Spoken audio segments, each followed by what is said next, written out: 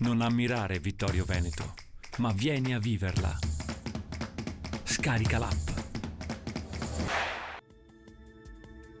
Bentrovati al meteo.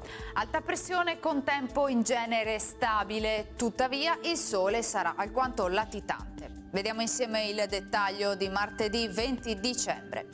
Sul Veneto il cielo risulterà in prevalenza nuvoloso o coperto, di mattina anche nebbioso con frequenti foschie in pianura e nelle vallate alpine. Maggiori schiarite invece saranno possibili in montagna. Temperature stazionarie minime comprese tra -1 e 3 gradi, massime invece tra 3 e 7 gradi all'incirca.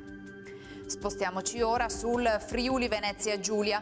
Anche in questo caso il cielo sarà nuvoloso con nubi basse e foschie. Sui monti qualche parentesi soleggiata, gelate notturne a fondovalle e localmente anche in pianura. Temperature minime tra -1 e 5 gradi, massime sui 5-9 gradi all'incirca. Infine diamo uno sguardo alla situazione del Trentino Alto Adige. Sarà parzialmente soleggiato, specie sui settori di confine, ma avremo comunque un'alternanza di schiarite e di annuvolamenti nel corso della giornata. Temperature minime intorno a 0-1 grado, massime sui 5-6 gradi.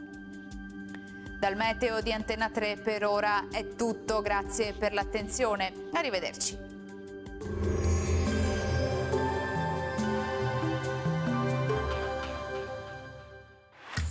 Non ammirare Vittorio Veneto, ma vieni a viverla. Scarica l'app.